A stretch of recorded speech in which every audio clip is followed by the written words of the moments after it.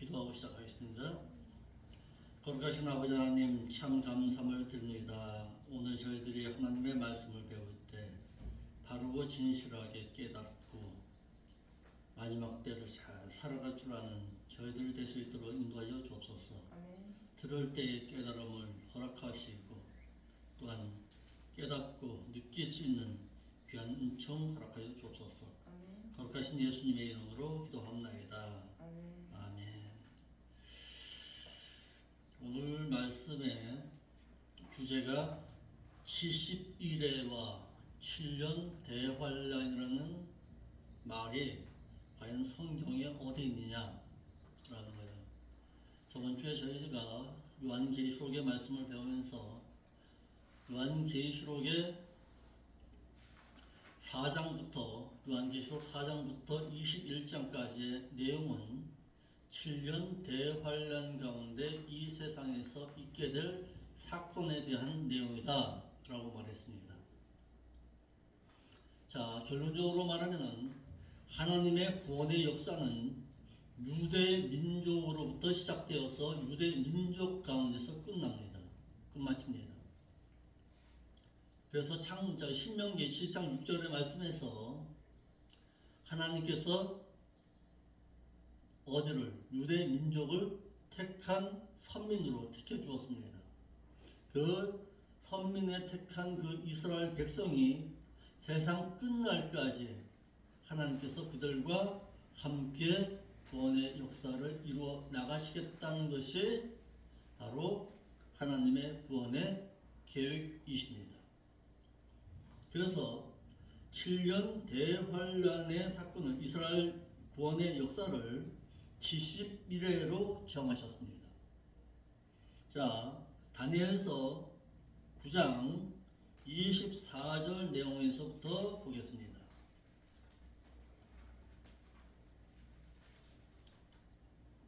상당히 중요한 부분이에요. 여기가 이 부분이. 자, 제가 읽겠습니다. 저기 옆에 프린트물 보고서 옆에 성경책 놓고 같이 놓고서 보십시오. 프린트물하고 성경책하고. 우리 정은이도 다니엘서 9장 24절 찾으세요. 다니엘서 저 뒤로 넘겨야지. 이쪽으로. 다니엘서 9장 24절. 내 백성과, 여기 내 백성이 누구예요? 유다 백성이에요.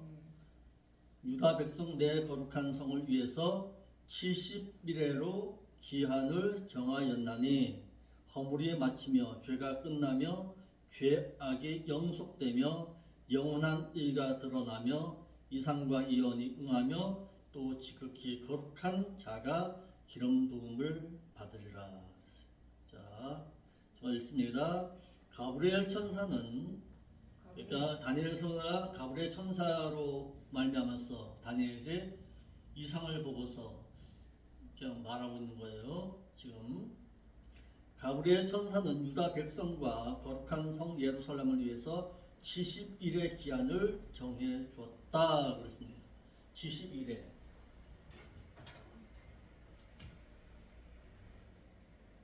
71회가 즉 뭐다? 유대 민족과의 구원의 계획하심이, 구원의 계획하심이 바로 71회로 정해 주셨습니다. 내 백성은 유다 백성을 말하고, 자, 프린트볼 보세요. 자, 그러니까 프린트볼 보면서 저가 밑줄을 하는데 치십시오. 같이. 내 거룩한 성은 예루살렘 성을 말하여 가브리엘 천사는 다니엘에게 유다 백성과 예루살렘 성읍에 대해서 71회로 그 기한을 나눴다고 했습니다. 이는 페르시아의 5번째 왕인 아닥사스다 왕의 명령에 의해서 예루살렘 성읍을 중건하라는 명령이 내리기 시작한 이후부터 7일에인 49년 동안 스룹바벨에 의해서 예루살렘 성전이 준공될 것임과 62일회가 지나게 되면은 그리스도께서 유대인의 왕으로서 나귀를 타시고 예루살렘 성읍에 입성하실 것을 말하였습니다. 한 일회가 며칠이에요? 일주일. 7일이죠. 7일이에요. 그러니까 71회면 계산해 보면 되겠죠. 페르시아의 5대 5번째 왕인 아다사스다 왕에 의해서 예루살렘 성전을 중건하라는 명령이 내려진 해가 BC 445년입니다. 그리고 스룹바벨에 의해서 예루살렘 성전이 중건된 것은 7일에인 49년 후입니다. 77에 49년 후 BC 396년에 스룹바벨에 의해서 예루살렘 성전이 중건되었습니다. 이후에 62일회가 지나서 유대인의 왕으로 오신 예수님께서 예루살렘 성읍에 입성하실 것임과 십자가에서 대속의 십자가의 죽으심을 통해서 허물이 마치고 인류의 조상인 아담에게서 유전된 유전죄가 끝나며 죄악에 속하게 되고 영원한 칭의가 드러나게 될 것임을 말하였습니다.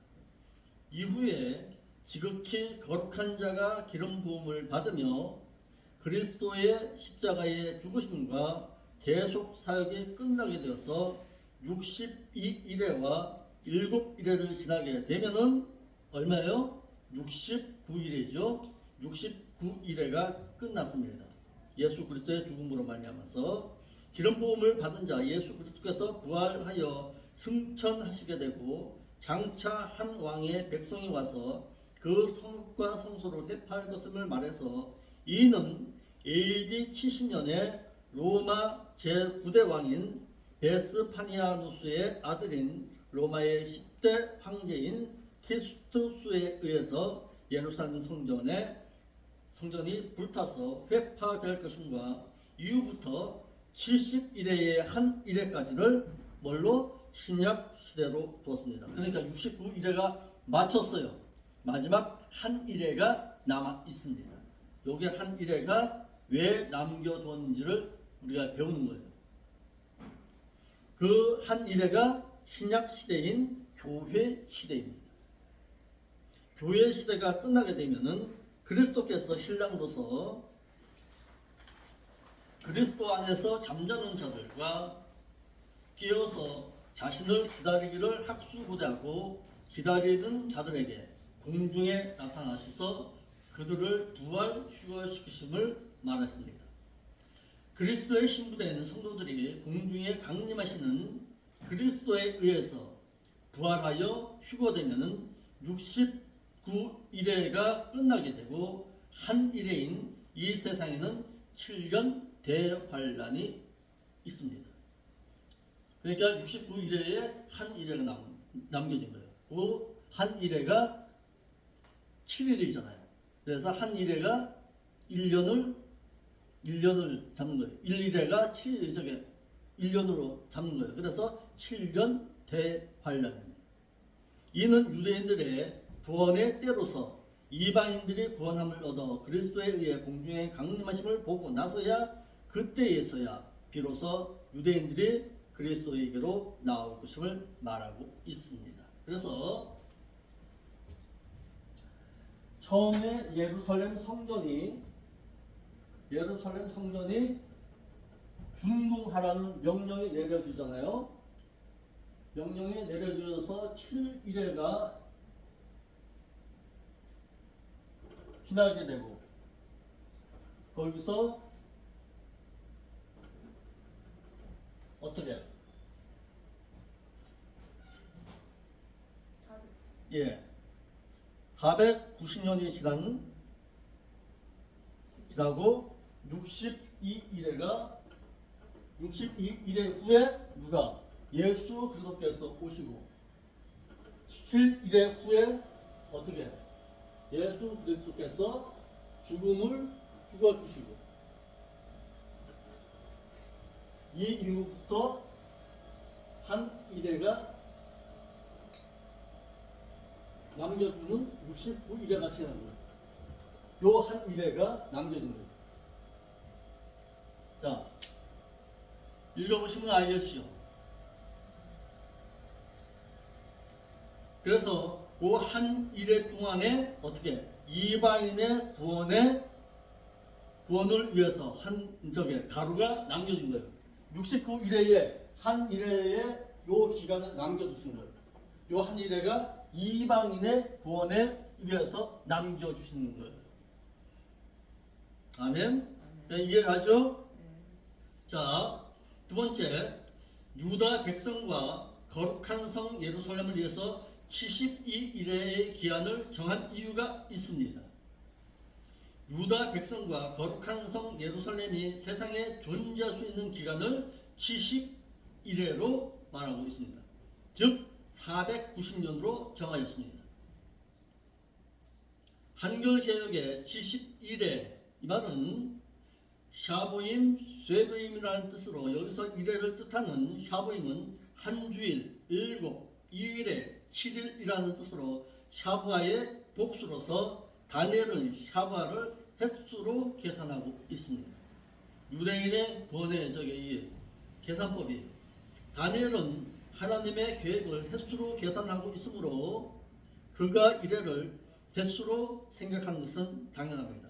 오늘날 우리가 10을 한 단위로 생각하듯이 다니엘 시대에는 7을 한 단위로 생각하는 칠진법을 사용했습니다. 그래서 일주일은 7일이고 매 7일마다 안식년이 되었고 7일의 끝에는 휴년이 있습니다. 그러니까 왜 이스라엘 백성들이 70년 바벨론 포로 생활을 했느냐 그랬을 때 요걸 알 수 있는 거예요. 70년으로 정해서 70년 이후에 어떻게 포로 생활이 끝날 것이다라는 것도 우리가 알 수 있는 거예요. 그러므로 70일에는 490년입니다. 이러므로 믿는 자는 안식일을 지켜야 안식년을 맞이할 수가 있고 안식년을 지켜야 신년에 그리스도를 맞이할 수가 있습니다. 그러나 만일 유다의 백성과 예루살렘 성읍을 중건하라는 시기를 70일에인 490년 동안만 세상과 종족됨으로 끝날 것으로 생각하면은 오해하게 되면은 어떤 현상이 일어나느냐 말이에요. AD 70년에 로마의 10대 황제인 티투스에 의해서 예루살렘 성전이 불타서 회파된 이후에 곧바로 한 일에 7년 대환란이 시작되어야 되는 거예요. 그런데 한 일회가 지금 남겨졌잖아요. 무슨 얘기인지 알겠죠? AD 70년에 로마의 그 티투스에 의해서 예루살렘 성전이 회파된 이후에 7일회가 지난 이후에 7년 대환란이 바로 시작되어야 되는데 시작이 안 됐다 이 말이에요. 그러니까 예루살렘 성전이 무너졌잖아요. AD 70년에 예루살렘 성전이 예수님께서 언약하신 대로 예루살렘 성전이 무너졌어요. 그러고 77에 한 일에 7년이 딱 지나고서 그러면 77년 AD 77년에 유대인의 역사가 맞춰졌어야 돼요. 원래 다니엘서의 말씀으로 한다면 그런데 맞춰지지를 않았어. 왜? 한 일회에 그 공백 기간을 두고서 그 시대에 신약 시대를 남겨두신 거예요. 하나님께서. 누구 때문에? 우리 때문에. 이방인의 구원을 위해서, 우리를 위해서 남겨두신 거예요. 그것이 사도행전 13장 44절로 48절 말씀에서 찾아보겠습니다. 사도행전 13장 44절로 48절.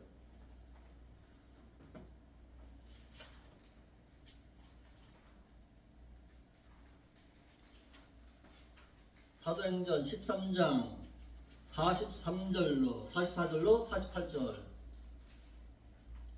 해당이 모인 끝 후에 유대인과 유대교에 입교한 건건한 사람들이 많이 바울과 바나바를 따르니 두 사도가 더불어 말하고 항상 하나님의 은혜 가운데 있으라 하나니. 13장 44절.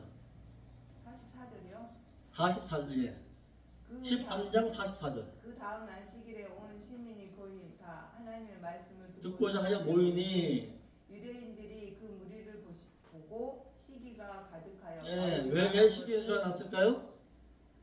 하나님의 복음의 말씀이 자신들에게서 이방인에게로 이제 증거되는 거예요. 전파되기 시작한 거예요. 그러니까 시기가 가득한 거예요. 그러자 바울이 말하는 것을 변박하여 비방하거늘 46절. 바나바가 담대히 말하여 이르되 하나님 말씀을 마땅히 먼저 너희에게 전할 예, 유대 너희들에게 최우선적으로 전할 것이로 네, 이 말이에요. 너희가 누구예요? 너희가 누구예요? 아니요. 유대인들이 버리고 영생 얻기 합당치 않는 자로 자처하기로, 스스로 자처하기로 우리가 이방인에게로 복음을 전하러 가노라. 그래서 어떻게 주께서 이같이 우리에게 명하시되 내가 너를 이방인 빛으로 삼아 누구를 사도 바울로 삼아 빛으로 삼아 너로 땅끝까지 구원하게 하리라 하셨느니라 하니 이방인들이 이 말을 듣고 기뻐하여 하나님의 말씀을 찬송하며 영생을 주기로 작정된 자가 작정된 누구는 이방인 그들이 다 믿더라 이 말이에요. 그러니까 이방인의 구원의 때를 위해서 요 한 일을 남겨두신 거예요. 그러니까 69일에와 71회의 한 기간을 남겨두신 거예요. 그 기간이 무려 몇 년간 지나간 거예요. 2000년이라는 기간이 지나가는 거예요. 왜? 이방인의 구원의 때를 위해서 남겨두셨다 이 말이에요. 아멘. 그래서 그 기간이 끝나게 되면 바로 유대인의 구원의 때가 또 온다 이 말이에요. 로마서 11장 11절 한번 볼까요? 로마서 11장 11절.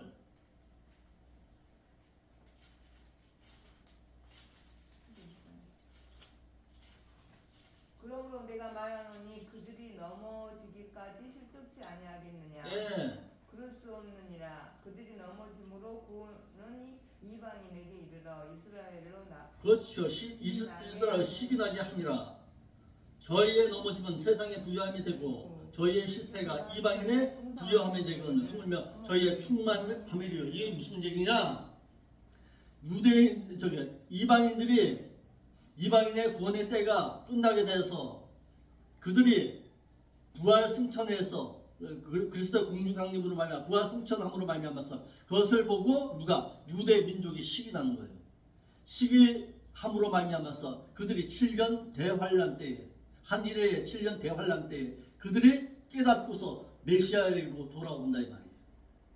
그러니까 7년 대환란의 때는 누구를 위해서 남겨두신 거예요? 유대 민족을 위해서 남겨둔 거예요.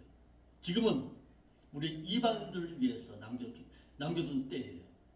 이것이 이방인의 유대 민족을 위해서 남겨둔 그 때에 당할 환란을 기록한 책이 바로 요한계시록입니다. 그러니까 신천지인들이 잘못 알고 있는 것이 무엇이다? 14만 4천 명은 누구를 위해서 남겨둔 때예요. 이방인이 아닌 유대 민족을 위해서 남겨둔 때예요. 유대 민족 가운데서 구원함을 얻은 백성을 말하는 거예요. 그러니까 우리하고는 전혀 상관이 없다. 아멘. 확실하죠. 14만 4천 명. 우리 이방 민족은 14만 4천 명보다 넘을 수도 있고 적을 수도 있다. 그래서 하나님의 거기 읽어보겠습니다. 다시 분투물로 넘어가서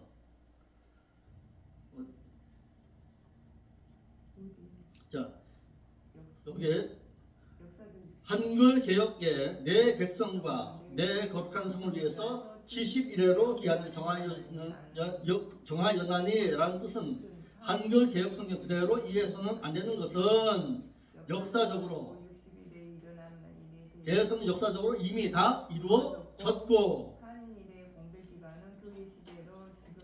지금 진행 중에 있어요. 이는 베드로후서 3장 8절에 사랑하는 자들아 주께서 하루가 천년 같고 천년이 하루같이 같은 이 한 가지를 잊지 말라. 예.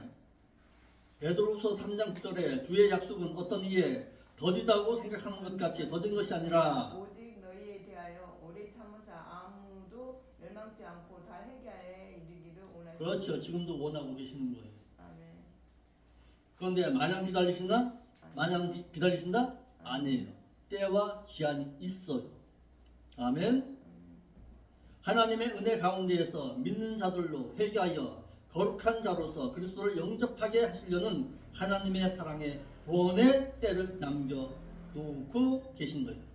이 기간이 무려 몇 년, 2000년이라는 기간이 흘러가는 거예요.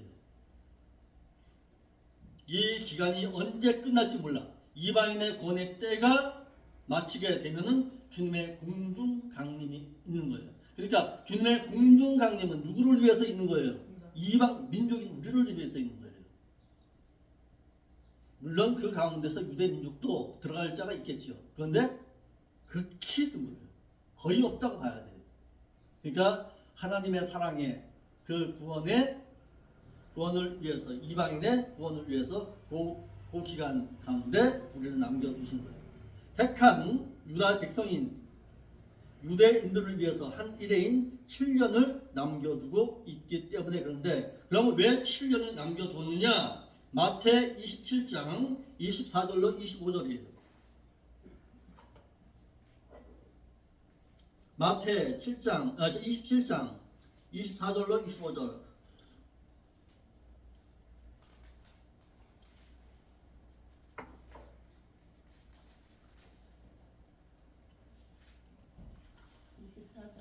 이십사 27장 27장 24절에 예.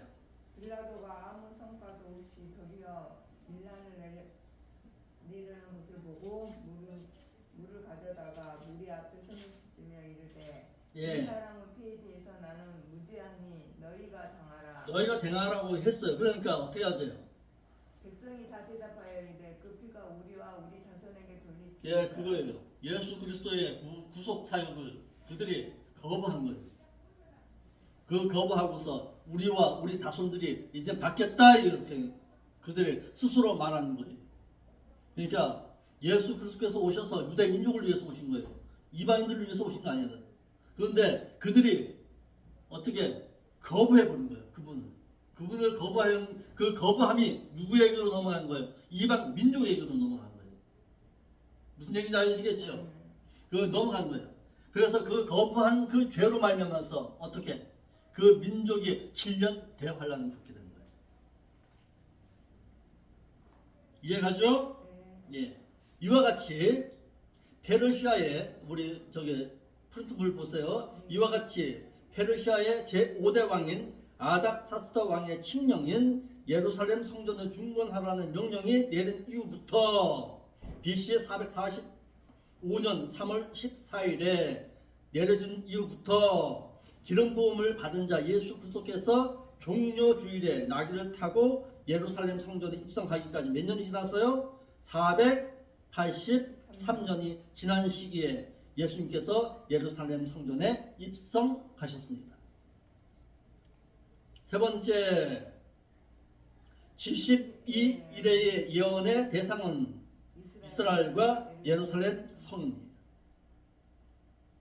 그래서 우리가 자꾸 그냥 그 어디를 자꾸 그냥 가는 거예요. 성경의 말씀에서 자꾸 어디를 얘기하는 거예요. 유대 민족을 자꾸 얘기하는 거예요. 유대 민족의 예루살렘 성전이 언제 다시금 재건되느냐, 그걸 우리가 중점적으로 볼 줄 알아야 돼요. 그러니까 지금도 전쟁이 계속 되잖아요. 이스라엘과 그 페르시아의 전쟁이 계속 있잖아요. 우리가 거기에 눈여겨보는 것이 왜 그러냐, 요 시기에 마지막 때가 가까워졌다는 것을 우리가 보려고 그러는 거예요. 그러니까 지금도 계속 전쟁이 있잖아요. 그래서 그들은 세상 끝날까지 싸웁니다. 하나님의 그 구원의 역사의 마지막 종점, 그걸 보는 거예요. 거기에 예를 들어서 예루살렘 성전이 건축된다. 그러면 7년 대환란이 시작되는 거예요. 그래서 그런 거예요. 세 번째, 71회의 예언의 대상은 이스라엘과 예루살렘 성이다. 이 기간은 다니엘 시대의 유다 백성에게 선포되었다 그랬어요. 네 번째, 72일의 예언의 기간은 예루살렘 성전을 중건하라는 명령이 내린 이후부터 마지막 종말의 때까지를 말하는 거예요. 그러니까 유대 민족의 구원의 때를 위해서 72일을 정하신 거예요, 하나님께서. 그러니까 유대 민족은 그들이 2000년 동안 나라 없이 전 세계로 흩어져서 그거 했지만은 1948년에 그 이스라엘 민족이 다시금 나라를 회복했잖아요. 그것은 하나님의 구원의 역사 가운데서 이스라엘 민족을 결코 없애지 아니하겠다는 하나님의 언약의 말씀을 이루시기 위함이었어요. 아멘. 유대인들에게 예루살렘 성곽의 중건 명령이 내려질 때 이것이 아닥사스다 왕 20년인 주전 445년부터 종말의 때까지입니다. 하나님께서는 72일의 동안에 490년이 끝날 즈음에 이스라엘을 위해서 6가지의 일을 이루신다 그랬어요. 앞에 3가지는 죄와 관련이 있고 뒤에 3가지는 나라와 관련이 있습니다. 앞에 3가지는 그리스도께서 십자가 사역을 통해서 이루십니다. 선생님 계세요? 예, 들어오세요. 선생님 어디 가셨어요? 여기 선생님 하시던. 예, 전내 목사님 다른 곳으로 가셨습니다. 여기. 예, 앉으세요. 지금 뭐? 예, 성경 공부하고 있습니다. 네. 그 목사님 어디 가셨어요? 다른 데로? 예, 그 목사님 여기 하세요? 예, 보겠습니다. 끝나고 만나세요. 예. 뒤에 3가지를 포함해서 이스라엘이 그리스도의 공중 강림 때 깨닫게 될 것이다 그랬습니다. 이걸 지금 몰라요. 요거에 대해서 그 유대 민족이 아직 몰라요. 모르는데 언제 깨닫게 된다. 요걸 그리스도의 공중 강림이 있은 이후에 유다 민족이 깨닫게 될 것이다라는 거예요. 무슨 얘기인지 아시겠죠? 그러니까 아직도 그들은 누구를 기다리고 있어요? 메시아를 기다리고 있는 거예요. 왜? 시오니즘 신앙 때문에 그런 거예요. 다윗과 같은 구원의 때를 이루기 위한 그들의 마음속에 아직까지도 시오니즘의 신앙이 물들고 있는 거예요. 왜 그러면 이걸 못 깨달았는지 사도행전의 말씀에서 찾아보겠습니다. 사도행전 1장 1장 6절부터 한번 볼까요? 1장 6절이요? 예, 1장 6절부터 저희가 그들이 모였을 때 에스겔 율자와 이르되 주께서 이스라엘 나라를 회복하심이 이때이니까. 그렇죠. 요거 때문에 그런 거예요. 그러니까 다윗 왕의 그 번성했던 그 시대로 다시금 돌아가기를 원했던 거예요. 예루살렘 이스라엘 민족이. 그래서 어떻게 메시아를 다윗 왕과 같은 그런 강력한 왕을 기다리고 있는 거예요. 지금도. 그래서 예수 그리스도를 믿지 못한 거예요. 그들이. 무슨 얘기인지 아시겠죠? 여기에. 그래서 요 자신들을 위해서 71회 동안에 이루실 이 일에 대해서도 깨닫지 못하는 거예요. 이스라엘 민족이. 그래서 지금도 메시아를 기다리고서 통곡의 성벽에서 모여서 어떻게 하는 거예요? 기도하면서 메시아를 기다리고 있는 거예요. 고도소서 하면서 지금도 그냥 헛질을 하고 있는 거예요. 그들이. 그냥 메시아 안 믿어요. 그들은. 예수님께서 오셨지만은 예수님은 하나의 성인으로만 보지 그리스도를 안 봐요. 그들. 아멘. 예. 71회를 맨 밑에 71회를 한 7일에 7주죠. 예루살렘 성전을 중공하라는 명령이 내린 이후 페르시아 아닥사스다 왕에 의해 칙령이 내린 이후 느헤미야 2장 1절을 봐야 돼요. 예루살렘 재건까지 49년이 지났어요. 이것이 고레스 원년 BC 538년에 예루살렘으로 바벨론 포로된 자들을 돌아갈 것을 명령해 했습니다. 돌아가라 이제는 명령했어요. 그리고 두 번째, 성전 중건에서 그리스도께서 오실 때까지를 62일에가 지났습니다. 62주. 그러니까 62일이니까 62주죠. 그것이 434년부터 그러니까 AD 32년에 예수님께서 종려주일에 나귀를 타시고 예루살렘 성전에 입성하셨습니다. 그러니까 성경대로 이루어진 거예요. 페르시아 아닥사스다 왕에 의해서 예루살렘으로 돌아가서 성전 재건을 할 것을 또다시 명령했습니다. 이때가 BC 444년입니다. 스룹바벨이 성전이 완공되었습니다. 그러니까 총 몇 년이 지난 거예요? 62일에가 지나고 61회가 지난 공백기간, 그리고 예수님께서 오시고 예수님께서 부활 승천하신 그 기간에 그 모든 기간이 맞춰졌어요. 그것이 69일회가 끝난 거예요. 아멘. 그러니까 69일회가 끝난 공백기간, 그 공백기간을 남겨두었다. 이것이 신약시대, 바로 교회 시대입니다. 요 신약시대와 교회 시대는 이방인의 구원의 때다. 아멘. 아멘. 예. 그리고 마지막 한 일회를 남겨두었다. 이것이 다니엘서 9장 27절 말씀이다. 이것이 7년 대환란이다.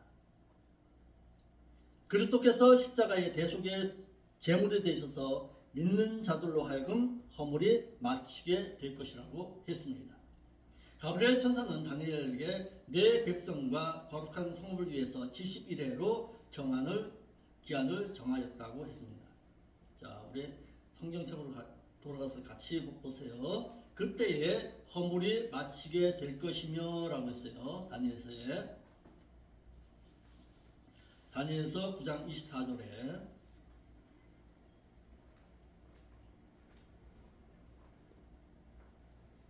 거기에 쭉 있다 보면 마치며 그랬죠.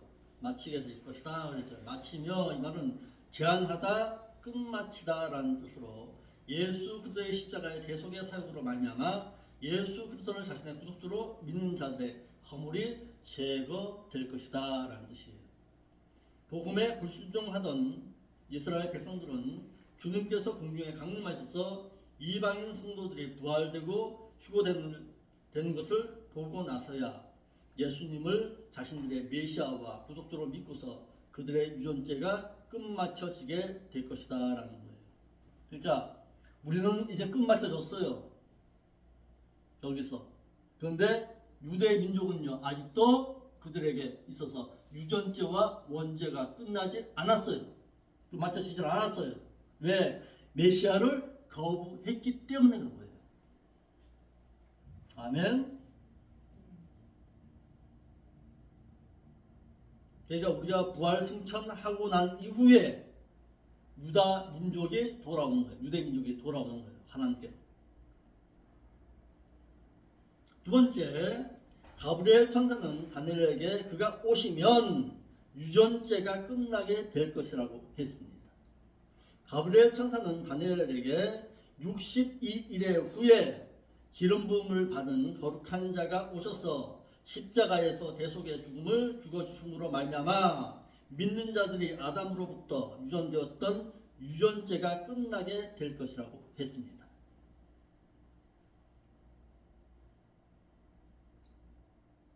끝나며 이 말은 밀폐하다, 도장으로 찍어 봉하다 라는 뜻의 의미입니다. 이는 죄를 제하거나 죄를 시야 밖으로 옮긴다는 뜻으로 그리스도의 십자가의 대속으로 말미암아 인류에게 유전되었던 유전죄가 끝나게 될 것이라고 했습니다. 그럼 우리는 맞춰진 거예요. 유전죄가 우리에게 하나님께서 또다시 묻지를 않아요. 이제. 그러니까 예수 그리스도를 믿기만 하면 되는 거예요. 우리는. 그런데 유다 민족에게는 아직도 남겨진 거예요. 예수 그리스도를 거부했기 때문에. 그러니까 어떻게 보면은 유다 민족이 거부한 것으로 말미암아서 내가 하나님의 백성이 된 거예요. 어떻게 보면은 유다 민족이 거부한 것이 나에게는 어떻게 된 거예요? 복이야. 그들이 받아들였다면은 이방인의 구원의 때는 없는 거지.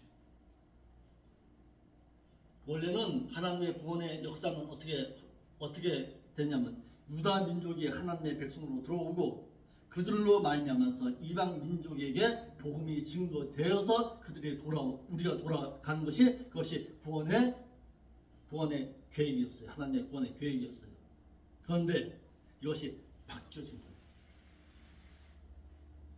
아멘. 아멘. 그러니까 어떻게 보면 그들에게 받을 그 영광의 그 자리에 우리가 들어간 거예요. 내가 들어간 거예요. 세 번째, 가브리엘 천사는 다니엘에게 62일의 후에 기름을 부은 자가 오셔서 죄악이 영속되게 하실 것이라 라고 했습니다. 가브리엘 천사는 다니엘에게 62일의 후에 기름을 부은 자 그리스도께서 오셔서 십자가의 대속의 죽음으로 말미암아 죄를 영속하게 하실 것이라 그랬습니다. 영속되며 이 말은 카파르인데 덮다, 속죄하다, 보상하다라는 뜻으로 예수 그리스도의 속죄 사역으로 인해서 아담에게서 유전된 유전죄가 제거될 것이다 라는 뜻입니다. 이상의 세 가지는 거의 동의어로서 예수 그리스도의 대속 사역으로 말미암아 아담에게서 유전된 원죄인 유전죄가 속량되어 없어질 것이라고 했습니다. 자, 죄의 문제가 나왔으니까 얘기합니다. 죄에는 세 가지 죄가 있습니다. 세 가지 죄. 첫째, 원죄. 원죄가 있고 또 하나는 자범죄가 있습니다. 자범죄가 있고 마지막에 사망에 이르는 배도죄가 있습니다. 아멘. 원죄는 누구로 말미암아? 예수 그리스도로 말미암아서 그를 믿으면은 죄가 사해집니다. 아멘.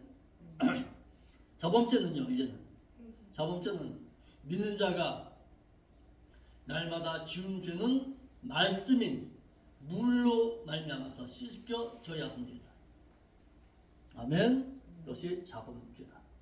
그리고 마지막 배도죄는요, 배도죄, 사망이 이르는 죄는 우상숭배죄, 짐짓범한죄, 또 성령 회방죄와 같이 도저히 사함받지 못한다. 한두 번은 용서해 주시겠지요. 계속해서 죄를 범한 죄, 하나님은 용서 없습니다. 그래서 믿는 자가 우상숭배를 하게 되면 하나님은 용서 안 하십니다. 이건 용서 없어요. 그건 하나님을 배반한 죄보다도 배반한 죄예요. 우상숭배죄는 하나님은 용서 안 하십니다. 그 자리에서 회개하는 방법밖에 없습니다. 아멘. 그래서 우상숭배죄가 그렇게 무서운 거예요. 하나님 배반하는 거예요. 믿는 자가.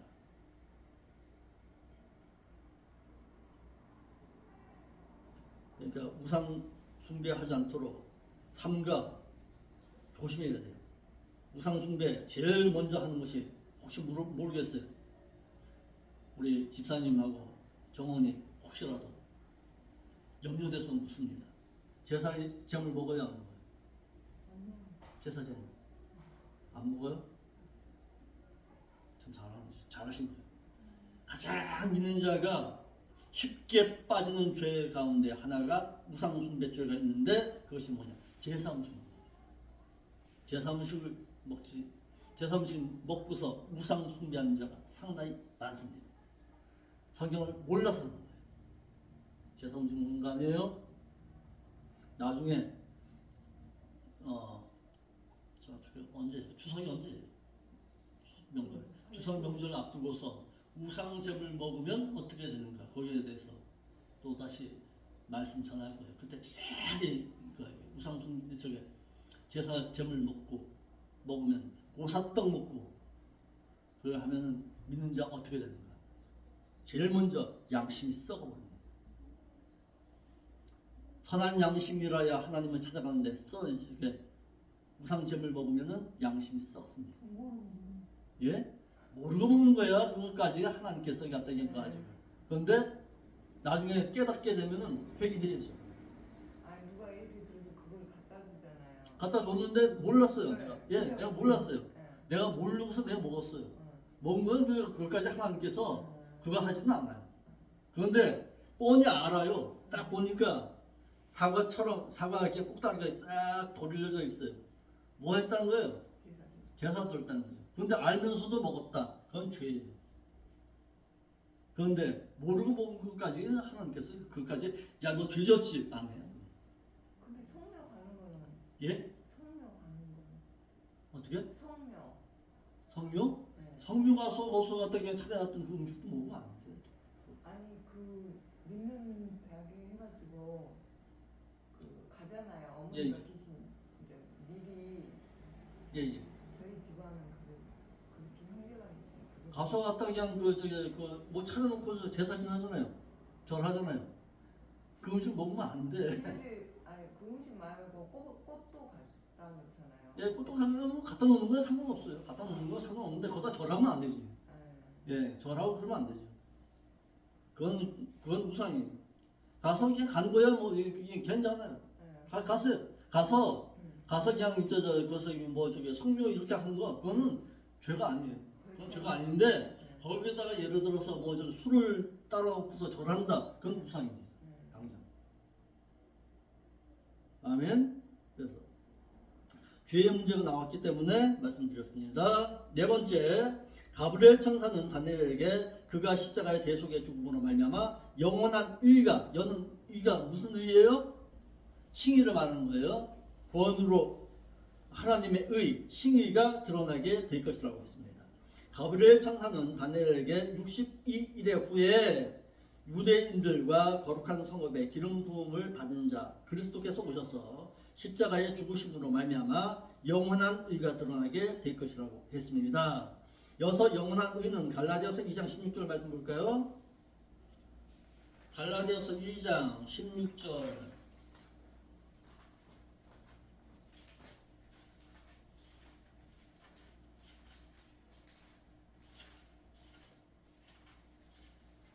갈라디아서 2장 16절.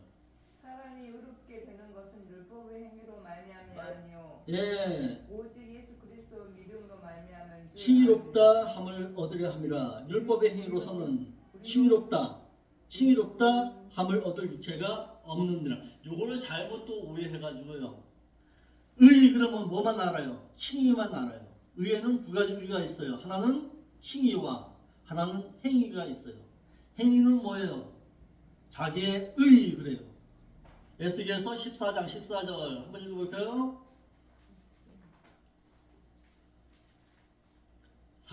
에스겔서 1414. 이게 14장이요? 예. 1414.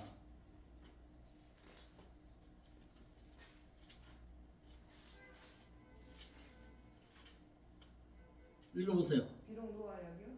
예, 1414. 비록 루아 다니엘 욥 이 세 사람이 거기에 쓰시더라도 그들은 자기의 예, 그것이 행위예요.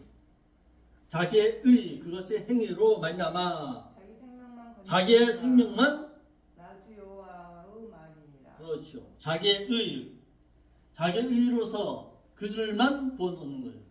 그러니까 우리 양 집사님이 신앙생활 잘했다고 해가지고 정은이가 복 받는 거 구원 얻어서 하나님의 백성으로서 천국 들어가는 거 아니에요. 무슨 얘기인지 아시겠죠? 네. 자신의 의로서 그거 하는 거예요.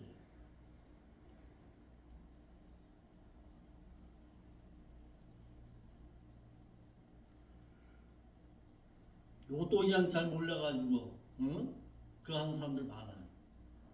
그러니까 칭의는 알아요. 칭의에 대해서는 알아요. 그런데 행위에 대해서는 모르는 자들이 많아요. 또 마태복음 5장에 이런 말씀이 있지요. 의를 위해서 핍박을 받는 자는 복을 받게 되다니 뭐라 그랬어요? 하나님의 아들의 유업을 받는다라는 말씀이 있어요. 그 핍박받는 자, 그 의를 위해서 핍박받는다 그러니까 어떻게 얘기해요? 칭의를 놓고서 이게 말해요. 아니에요. 행위예요. 행위. 의를 행하기 위해서 핍박을 받을 때는 너에게 복이 있다 이 말이에요.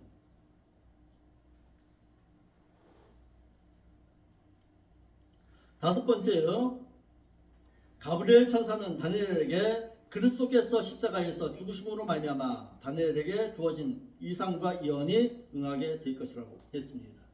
가브리엘 천사는 다니엘에게 예수 그리스도의 대속의 죽으심으로 말미암아 하나님께서 가브리엘 천사로 하여금 다니엘에게 하신 이 말씀이 응할 것이라고 했습니다. 하나님의 말씀하신 바는 반드시 이루어지십니다. 아멘. 그래서 오늘날 목회자들로 교회 교인들로 하여금 응하여질 말씀을 전해야 합니다. 그러니까 신천지가 말한 부분이 뭐가 잘못이냐? 그건 사람의 말이지 어떻게 성경의 말이지. 반드시 하나님의 말씀은 응해줘야 합니다. 이루어져야 된다는 얘기예요. 허무맹랑한 자신의 주장을 앞세운 가운데 말하게 되면은 이를 그를 따르는 자들뿐만 아니라 그 자신도 멸망의 심륜에 빠지게 하는 결과를 가져온다는 거예요. 아멘. 그러니까 하나님의 말씀은 반드시 이루어집니다. 여섯 번째, 가브리엘 천사는 다니엘에게 62일의 후에 지극히 거룩한 자가 기름 부음을 받을 것이다 그랬습니다. 그러니까 또 얘기합니다. 여기까지가 62일이에요. 예수 그리스도께서 오시는 그날까지 예루살렘 성전에 입성하기까지 62일이에요. 그리고 62일에서 69일에까지 요 기간이 예수님의 공생의 기간이에요.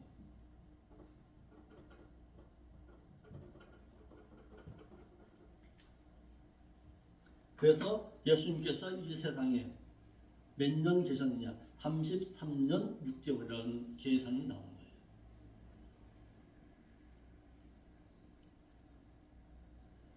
가브리엘 천사는 다니엘에게 62일회가 지나면은 지극히 거룩한 자가 기름 부음을 받을 것이라 하였어. 이는 누가복음 4장 14절 말씀에 선지자 이사야의 글을 드리거늘 책을 써서 이렇게 기록한 데서 찾으시니 주의 성령이 내게 임하셨으니 이는 가난한 자에게 복음을 전하시려고 내게 기름을 부으시고 나를 보내사 죄에 대해 부은 자에게 영적인 자유를 자에게 다시 보게 전파하는 죄에서 눌린 자유를 자유하고 주의 은혜의 해가 전파하려 하십니다. 이 말씀 때문에 해방신학이 시작됐습니다. 해방신학의 대표적인 자가들이 누구예요? 마르크스주의, 바로 레닌, 스탈린, 거기에 소련이 시작된 거예요. 이 말씀이 잘못 오래됐어. 한글 성경에 기름 부음을 받으리라 이 말은 기름을 붓다, 기름을 바르다 라는 크리노의 3인단수 능동태 직설법으로 그가 나에게 기름을 부었다라는 뜻으로 히브리어 마사흐에서 기름을 붓다, 기름을 바르다라는 마시아의 파생으로서 메시아라는 말이 나왔고 이를 헬라어로 번역한 것이 그리스도인 것입니다. 이를 문자적으로만 해석한 어리석음으로 말미암아 해방 신학이 시작되었습니다. 공산주의죠. 공산주의가 여기서 시작된 거예요. 포로된 자에게 자유를, 눈먼 자에게 다시 보게 함을 전파하고 눌린 자를 자유케 하고라는 말씀을 영적인 포로된 자에게 영적인 자유와 영적으로 눈먼 자에게 다시 하나님을 보게 함과 전파함을 영적인 죄로 말미암아 눌린 자에게 영적인 자유함을 주기 위해 오셨다는 예수님께서 하신 말씀을 이해하지 못함으로 말미암아 뭐가 해방 신학이 시작되었습니다. 62일의 가운데 일어나게 될 일을 다니엘에게 알려주십니다. 그러므로 너는 깨달아 알지어다. 25절입니다. 알지어다. 예루살렘을 중건하라는 명령이 날 때부터 기름 부음을 받은 자, 곧 왕이 일어나기까지 7일회와 62일회가 지날 것이고 그때 곤란한 동안에 성이 중건되어 거리와 해자가 이룰 것이며 그랬습니다. 가브리엘 천사는 다니엘에게 71회의 시작은 회파된 성벽을 중건하라는 명령이 날 때부터라고 했습니다. 가브리엘 천사는 다니엘에게 71일의 시작은 회파된 성벽을 중건하라는 명령이 날 때부터라고 해서 이 시기가 언제냐? 예루살렘에 회파된 성벽의 중건 명령은 아닥사스다 왕 20년 니산월인데 이것이 주전 445년 3월 14일에 느헤미야의 간청에 의해서 허락을 받았습니다. 페르시아의 5대 왕인 아닥사스다 왕은 주전 465년에 즉위했습니다. 그러므로 아닥사스다 왕 20년은 주전 445년에 아닥사스다 왕에 의해서 예루살렘에 회파된 성벽을 중건하라는 명령이 내려졌습니다. 아멘. 그래서 느헤미야는 예루살렘 성곽이 회파되었다는 소식을 예루살렘에서 바사 제국의 수도인 수산으로 돌아온 유대인 형제 하나니에게서 듣고서 아닥사스다 왕에게 은혜를 입어 예루살렘에 가서 예루살렘 성벽을 중건하게 해달라고 하나님께 기도한 지 4개월 만에 응답을 받았습니다. 그래서 돌아오지요.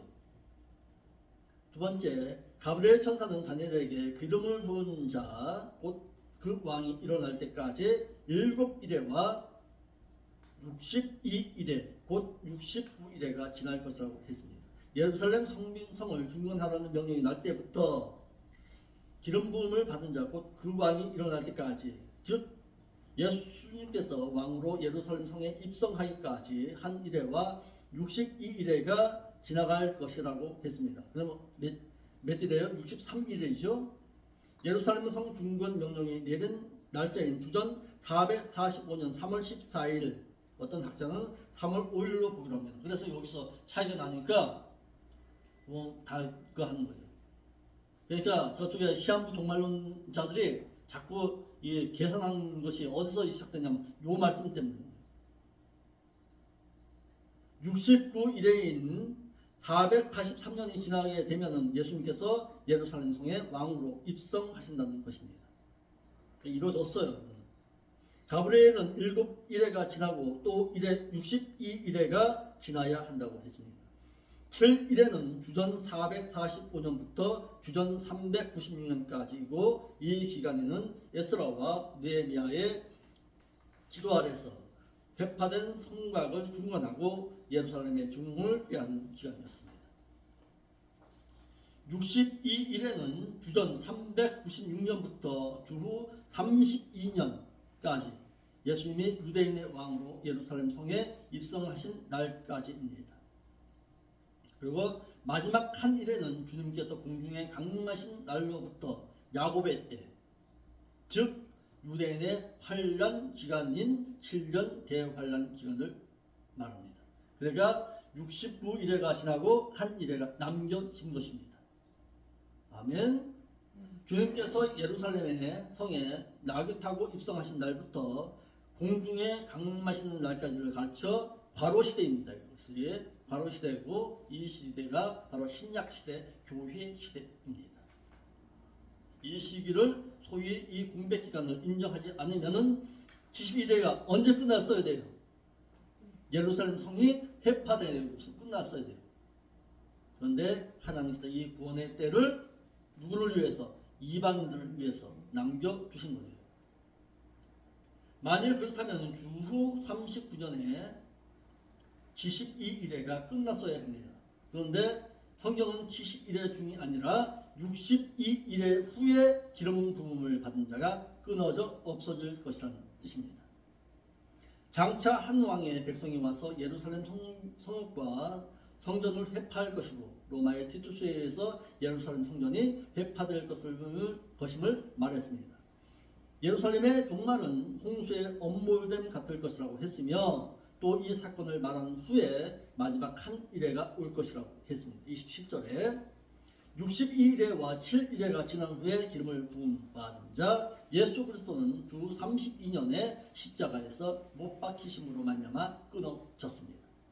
이후에 예루살렘 성전이 로마의 티투스 장군에 의해서 회파될 것이라고 해서 이를 한 왕의 백성이 와서 예루살렘 성읍과 성전을 회파할 것이라고 했는데, 이는 중후 70년에 로마의 디도 장군과 그의 군대에 의해서 예루살렘 성전이 파괴됨으로 성취되었습니다. 그러므로 마지막 한 일에는 69일에 바로 뒤이은 것이 아니라 69일에와 70일의 중간 기간까지의 한 일회를 두어서 70일회가 지나면 종말의 때인 7년 대환란이 시작됩니다. 아멘. 예, 여기에 뭐 큰 질문 없죠? 네 번째, 가브리엘 천사는 다니엘에게 예루살렘 성전을 중건하는 데까지 회파된 성곽이 어려움을 당하는 가운데 중건될 것이라고 했습니다. 가브리엘 천사가 다니엘에게 말한 것처럼 페르시아의 아닥사스다 왕에 의해서 예루살렘 성전을 중건하라는 명령에 의해서 스룹바벨에 의해 예루살렘 성전이 중건될 때에 산발락과 도비아에 의해서 방해가 시작되었습니다. 어려움을 당하는 가운데 예루살렘 성전이 중건되었는데, 이때가 언제냐? BC 445년으로 7일에는 고레스에 의한 바벨론 포로 귀환에서 예루살렘으로 돌아가서 예루살렘 성전을 재건하라는 명령이 내린 해인 BC 538년부터 성전 재건까지의 기간인 BC 445년을 가리킵니다. 62일에는 예루살렘 성전의 재건부터 예수 그리스도께서 예루살렘에 입성하실 때까지의 기간을 말합니다. 예수 그리스도께서 십자가의 대속의 죽으심과 부활 승천 이후부터 예루살렘 성전이 또다시 로마의 디도 장군에 의해서 회파될 시기와 그리스도께서 공중에 강림하실 때까지의 기간을 공백 기간 가운데 두어서 이때는 로마 시대 가운데 두셨고, 마지막 한 일에는 7년은 유대인들을 위한 야곱의 환란의 때입니다. 예레미야 30장 7절. 이때의 적그리스도의 출현과 그리스도의 재림이 이때에 있을 것입니다.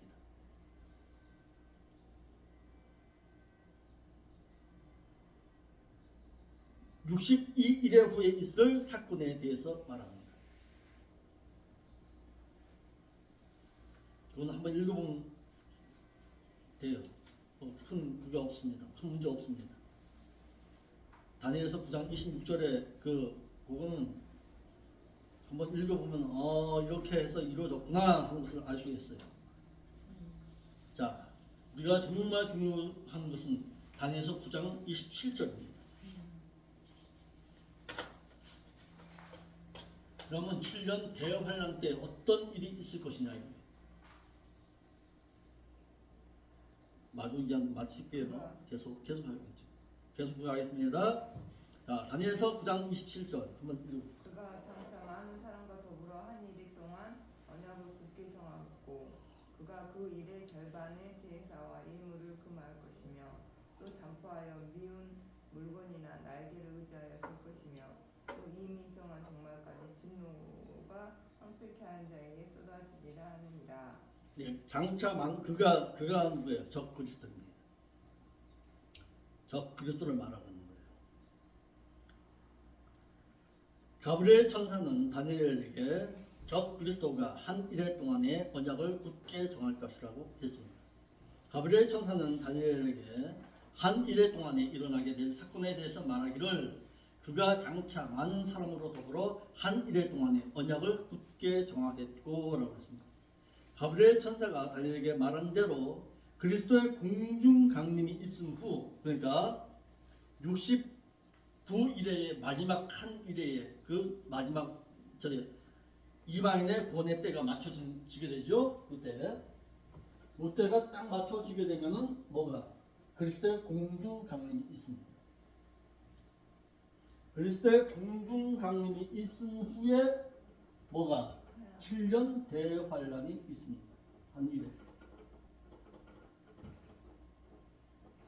이것이 한 일회입니다. 한 일에 7년이에요. 7년 가운데 전 3년 반과 후 3년 반으로 나누는 거예요. 그리고 이때 지상에서는 7년 대환란이 있고 천상에서는요, 혼인 잔치가 있는 거예요. 7년 혼인 잔치가 있는 거예요.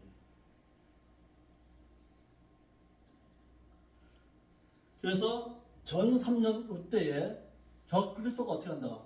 유대 민족과 평화의 조약을 맺습니다.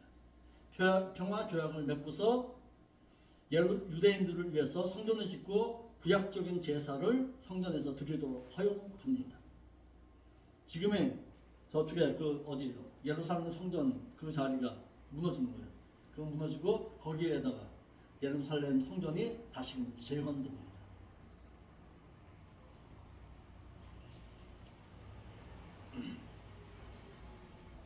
두 번째, 가브리엘 천사는 다니엘에게 그가 그 일의 절반의 제사와 예물을 금지할 것이다.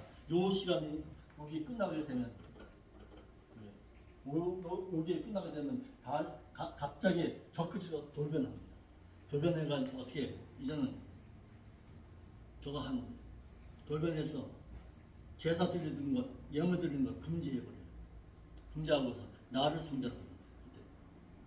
이를 계시록 13장 3절에 그의 머리 하나가 상하여 죽게 된 것 같더니 그 죽게 되었던 그 상처가 나음에 온 땅에 이상히 여겨 짐승을 따르더라.